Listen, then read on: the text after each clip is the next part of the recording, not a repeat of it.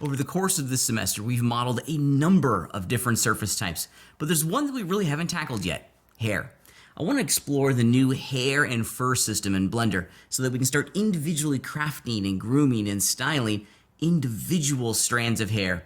It's a really exciting addition to our workflow and allows us to very accurately simulate strands of hair, individual hairs. Now, this is a really exciting workflow because the strand-based hair process gives us kind of the most options going forward. We can send these hair strands over into a high-end rendering client like Cycles or Renderman, or we can export all these hair strands into a real-time format that allows us to continue to work with them in Unreal or Unity. What we're striving to do here is to inform our sculpture with these hair strands. The underlying primary forms are going to change once we put hair on them. We're going to be seeing our sculpture in a brand new light. This also informs a possible additional sculpting technique. The hair and strand system is going to tell us where we can model and clump hair strands to create the illusion of fur. If our desire was to 3D print this object, we're going to want to include in the sculpture itself the illusion of hair and fur. Well, the strand-based workflow allows us to kind of draw focus to where those really important sculptural hair forms need to be so that we can insert them into the model. Sculpting hair with like tubes, if you will, is not difficult, but it's not easy either. So having a customizable, flexible workflow like the strand system is going to make the sculpting of hair a little bit easier. Now, we're not looking to sculpt hair in this particular project. We're going to be working entirely with the strand system, but it does give us the option to do that going forward if we really wanted to. I want to show you the overview of how this entire system works, and then we're going to jump into the nitty-gritty details of this as we go forward through the module. So I'm going to be working with this bear, and we're going to be using this and a couple other projects throughout the course of this module to kind of introduce and really kind of explore the hair and fur system. But let me show you how easy it is to create just kind of a basic starting point for your hair and your grooms for your characters. So I'm going to start off by selecting the model. The hair system is brand new inside of version 3.5 in Blender. So if you're working with an older version of Blender, definitely go and download version 3.5 and above. They have overhauled the entire Blender hair system to include a new back end that makes it incredibly fast and easy to use. So 3.5 and above is where we need to be with Blender. I'm working with version 3.6 and it works just phenomenally. As with most things inside of Blender, we're going to start with a selection, and I want to show you how easy it is just to kind of get it in and how we can start messing with some of the basic parameters to create a good starting point for our sculpt, our groom. Okay, so I got my bear selected here, and I'm going to go into the Add menu.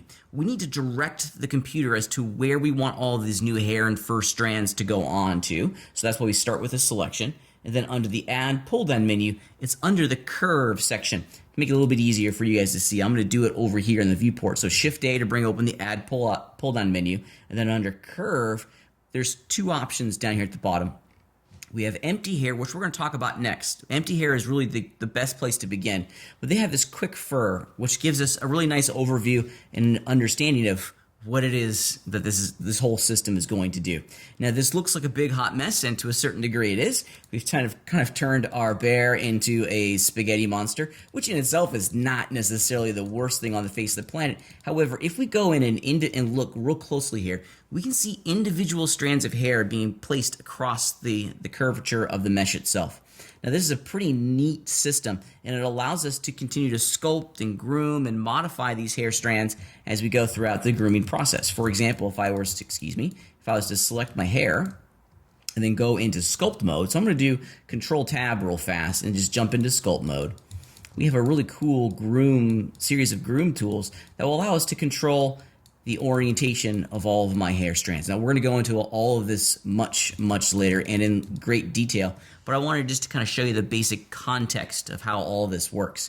Now, the hair strands are just the first part. We're going to be grooming and physically combing all of the hair on our sculptures to get the general illusion that we're after. But at the end of this process, we're going to ask the computer to render all of these hair strands or export them. At the moment, let me go back into object mode here real fast. Excuse me. All right, at the moment, let me turn my lights on as well. This is what our hair looks like Pretty cool. I'm working in cycles right now. You're gonna find that working in cycles is probably the best kind of rendering environment for the hair and fur system here in Blender. We're gonna see a very similar workflow over in Unreal too. So they're kind of they work very closely together with each other. But the whole idea behind this is that we're taking these individualized strands, and now the computer's interpolating these strands, they're interpolating these strands and making them look a little bit different. Now, instead of just seeing a single strip, we're getting some tapering and some additional curvature along each of the strands itself. So as we go through the rendering of this, our sculpt is going to change. Think of this first environment as almost like a setup environment. We're creating the conditions in which the hair is going to be rendered, and then we actually render it itself. Now, I went in and added a material. One other cool thing that I neglected to mention a moment ago is that all of these new hair strands are placed on their own object. Since we had the bear selected when we added the quick fur, it automatically made the hair curves, a child of the bear, which is exactly what we want. This also speaks to the incredible power of the system itself. Since we're not infusing and physically embedding hair strands into the bear body object itself, we can have multiple hair objects, childs of the bear body, and create really complex results. For example, I might have the eyebrows be its own curve system, the nose and the muzzle be its own curve system and hair groom, so I can control these zones a little bit more independently. Having everything kind of disconnected but also related gives us a tremendous amount of power and flexibility going forward. Okay, I'm just going to jump in. With my curve selected here, I have a material already created, which kind of shows us the power of this entire cool system. Let's just jump into render. Now, when we start rendering all this out, you can see that inside the viewport, we're only getting a small indication of what the render is going to be. We're filtering the density in the viewport, which is going to be different than what we see in the actual render itself, which gives us a lot of performance. We want to be able to go in and work in a near real-time grooming kind of workflow in the viewport, but then render at a much higher density. And pardon the dust, we're going to go through these modifiers here in a moment, but I just wanted to increase the density quite high to give you guys an idea of what it is that we're going to be striving to create here.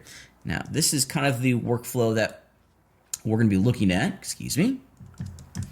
We're going to create a whole bunch of hair strands. I've created 20,000 hair strands per Blender unit inside of my sculpt, but we're not seeing all 20,000 in the viewport at the moment. We're only seeing 4% of the available hair strands. But then once I go in and physically start rendering this out, we're going to see all the hair strands that I've created inside of my sculpture. And let's just wait a moment here. You can start to see I just fired off an official full-blown render. Yeah, and as it starts to sample inside of cycles, you can see that each one of those hair strands is being interpolated, and the computer is adding more strands to give us a more believable sculpt. So what we see in the viewport is not necessarily what's going to show up in the final render.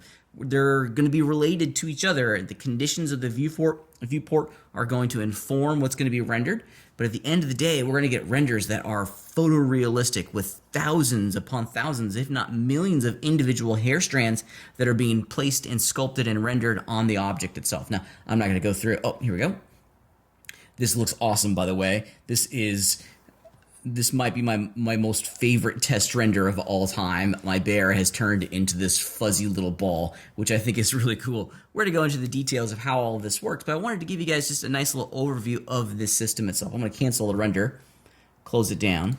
So we're going to be creating some hair strands, grooming the hair strands, adding additional hair strands to fill in the density, and then rendering or exporting our hair strands once we're done. Now, luckily for us, there's some phenomenal tools built into Blender that gives us the customization, the control, and the detail that we need to create a realistic groom, if you will, for all of the creatures that we're going to be adding hair to.